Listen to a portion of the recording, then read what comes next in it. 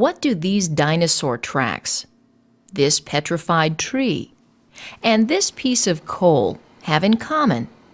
All are examples of fossils. What exactly are fossils? How are they formed? And where are they commonly found? What things can fossils tell about the past? Why do people study fossils? And how do fossils affect our everyday lives? During the next few minutes, we're going to answer these and other intriguing questions as we explore the fascinating features of fossils.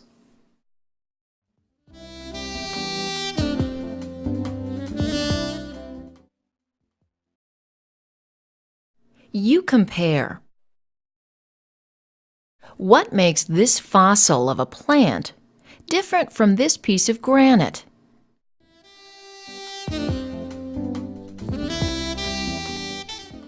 The fossil contains the imprint of a once living thing, a plant. However, the granite is merely a rock which does not have any remnants of pre-existing life. Fossils are generally defined as the remains or traces of once living things. While these 2-year-old handprints found in this cement could be considered fossils, most fossils are considered to be the ancient remains or evidence of once living things. Paleontology is the study of fossils and ancient life. And paleontologists are scientists who study fossils and the life responsible for forming them. Let's take a look at why people are interested in studying fossils.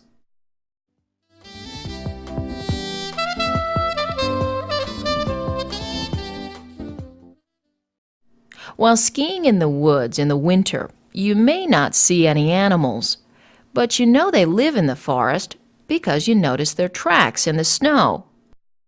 In a similar way, we know that many different kinds of animals once lived on Earth, even though they may be extinct, because we find their fossils.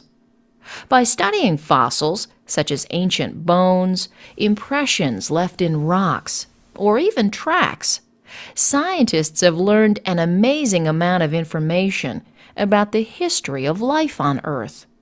In some cases, through studying fossils of plants, pollen, and seeds, scientists have learned a great deal about past climates and how Earth's climate has changed. For this reason, fossils are often referred to as windows to the past. Fossils also have many important uses, which we benefit from every day. We'll discuss those in a few minutes, but first, let's take a look at the conditions necessary for fossil formation.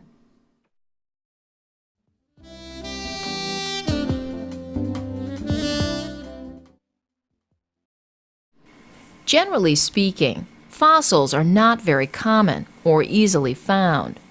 When fossils are found, it's rare to find evidence of the once living thing completely intact. Why do you think that is? You decide. What factors prevent this dead fish or these leaves from becoming fossils?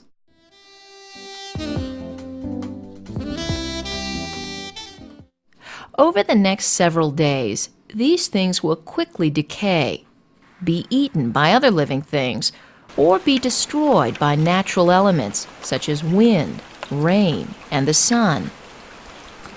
One of the most important conditions for fossil formation includes quick burial by sediments soon after the organism dies.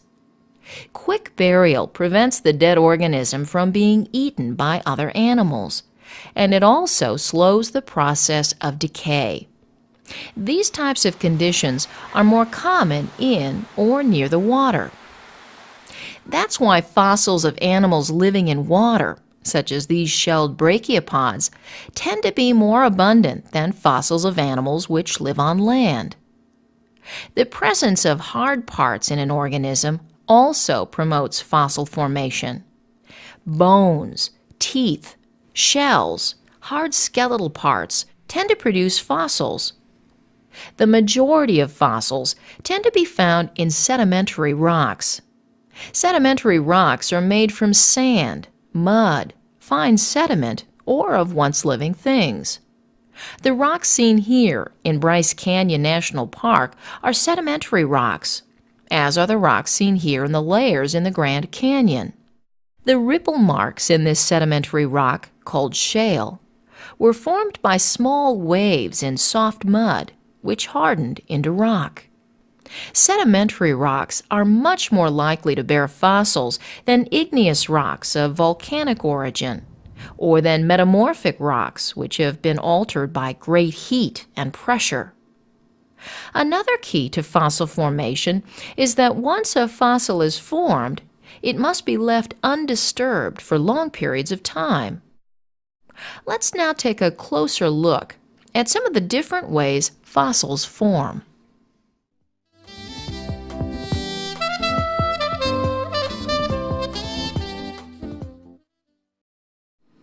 This dry desert area, seen here in eastern Arizona, was once a moist, lush forest, not unlike the conifer forest seen here along the Pacific coast today.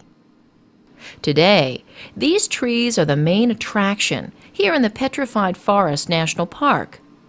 The method by which these wooden trees became hard rock-like fossils involved the process of petrification. Petrification is the process in which cells in once living things are replaced by minerals located in water surrounding the once living thing. In this process, the part preserved literally turns to stone. In the case of these petrified trees, when they fell, they were washed by swollen streams into floodplains where they were covered by silt, mud, and volcanic ash. Gradually, groundwater containing silica seeped through the logs, replacing wood tissue with silica deposits. Over time, water and wind have worn away layers of hardened sediments, exposing the petrified logs. In some instances, the process of petrification is so complete that annual growth rings can still be seen over 225 million years later. Petrification is not only a mode of preservation in wood, but in bones, shells, and other materials. The dinosaur bones seen here are hard as rock, preserved by the process of petrification.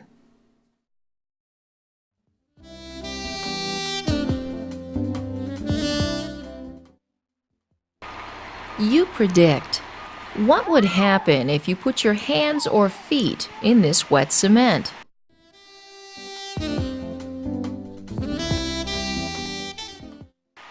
They'd leave an imprint, which would become permanent as the cement hardened. There are some types of fossils, such as these dinosaur tracks, called impression fossils or imprints, that form in a similar way. For example, as a dinosaur walked over the moist, soft mud, it left footprints, which hardened into rock, producing the tracks we see today.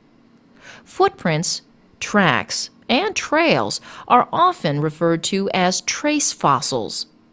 Trace fossils provide evidence of the shape, size, and habits of once living things.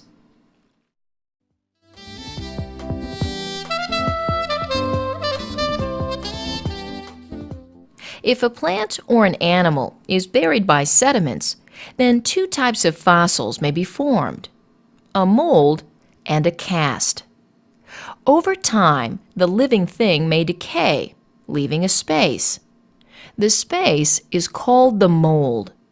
These fossils of shells show one part of a mold left in the rock after the shells dissolved. And this fern fossil represents both sides of the mold created when the fern was encased in sediment and later decayed. In some cases, the space left by the once living thing may be filled in by sediments or minerals. These may harden, creating a cast. A cast is a fossil formed in a mold and it resembles the same general shape as the original organism.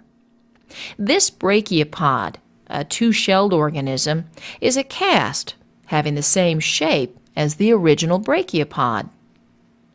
Casts are quite useful to paleontologists because they represent the actual shape and general features of the original organism which lived eons ago.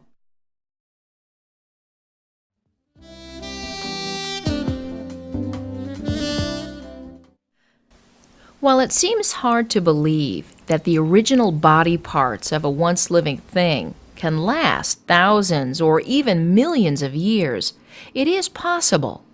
Let's take a look at some examples. You observe.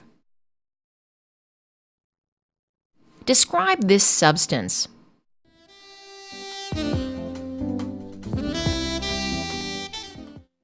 This is a black gooey substance composed of crude oil, referred to as asphalt or tar. These sticky, bubbly tar-like pools are the remnants of the La Brea tar pits in Los Angeles, California.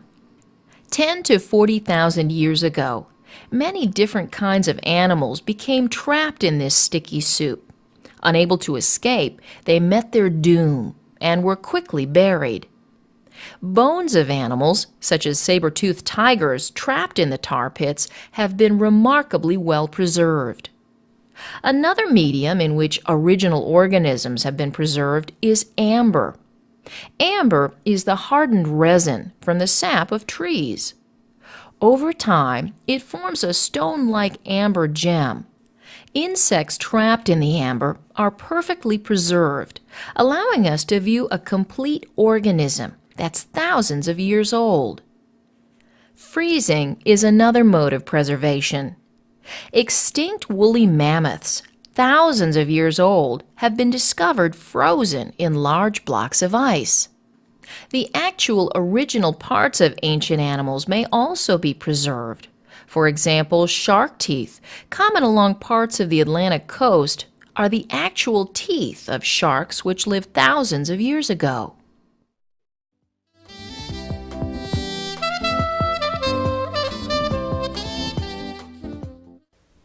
The Earth, while it seems rather quiet and motionless to us, over geologic time has been very active, undergoing many changes. Since there are no written records describing Earth's history, scientists have developed methods to help them unravel the story of our planet. One such method is the law of superposition. The law of superposition states that in layers of sedimentary rocks, the younger rocks are found on top of the older rock layers. This is based on the notion that older sediments were deposited first and younger sediments were deposited on top of the older sediments. Geologists use the law of superposition to determine whether a fossil or a rock layer is older or younger than another layer. The law of superposition is helpful in figuring out the sequence of events for a particular area. But how can geologists get a wider geologic picture, for example, when comparing distant areas to each other? Index fossils help geologists develop a broader geologic picture and correlate rock layers. An index fossil tends to be a fossil of an organism that lived once during a relatively short period of time. Since the living organisms live during the same period of time, geologists assume that layers of rock containing these organisms are close in age. So even though the rock layers may be quite some distance from each other, if they contain the same index fossils, the rock layers correlate to each other and can be assumed to be relatively close in age.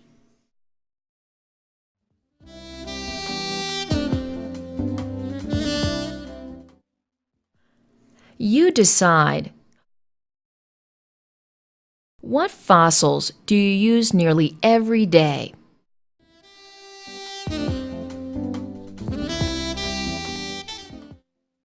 Without thinking about it, You use fossil fuels derived from oil every day.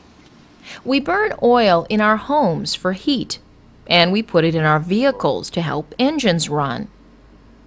Gasoline is also derived from oil. If you rode in a car, truck, or bus today, it burned gasoline. Oil is referred to as a fossil fuel, meaning it's a fuel formed millions of years ago from the accumulated remains of once living plants. Coal is another fossil fuel, formed from the remains of ancient plant and animal matter. Coal is widely burned in power plants across the world to produce electricity. Another extremely valuable product derived from fossil rocks is cement. Cement, used in the foundations of buildings, bridges, and sidewalks, is made from a rock called limestone. Limestone, a sedimentary rock containing calcium carbonate, was formed mostly from the remains of dead marine organisms which lived in ancient seas. These are just a few examples of the many ways fossils help us in our everyday lives.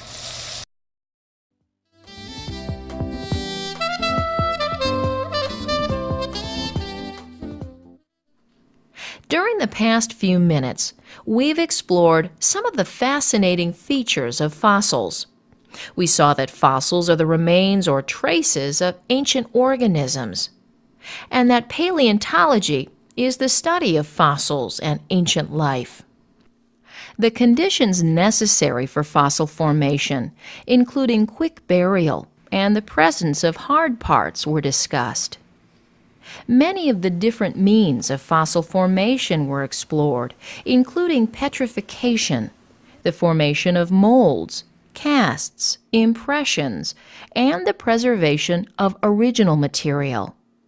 The importance of the law of superposition and the importance of index fossils were stressed.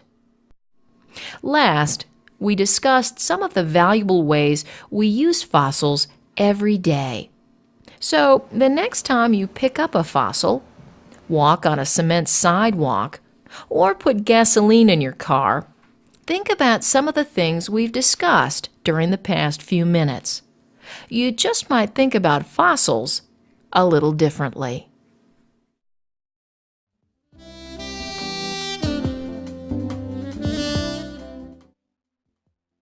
Fill in the correct word to complete the sentence.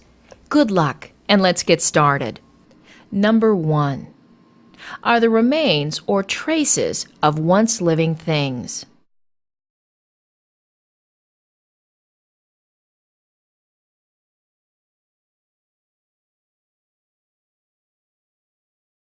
Number 2. Are scientists who study fossils.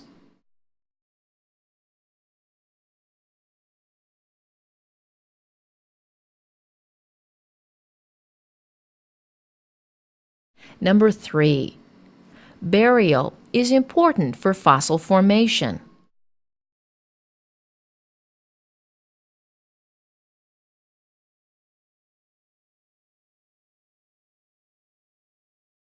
Number 4. Most fossils are found in rocks.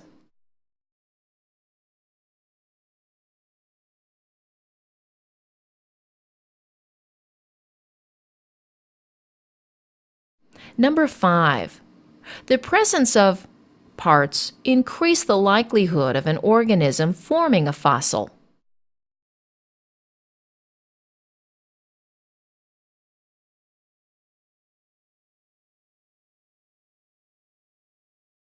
Number 6 is the process by which cells are replaced with minerals.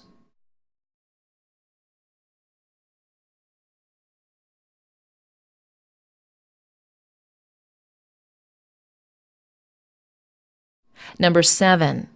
A is a fossil which resembles the original organism.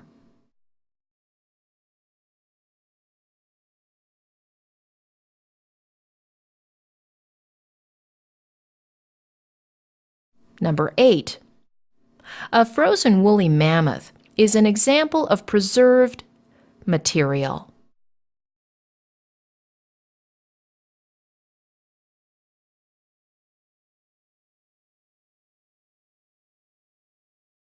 Number 9.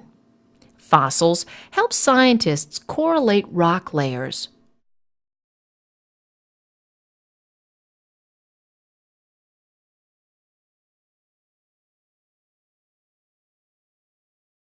And number 10. Oil and coal are examples of fossil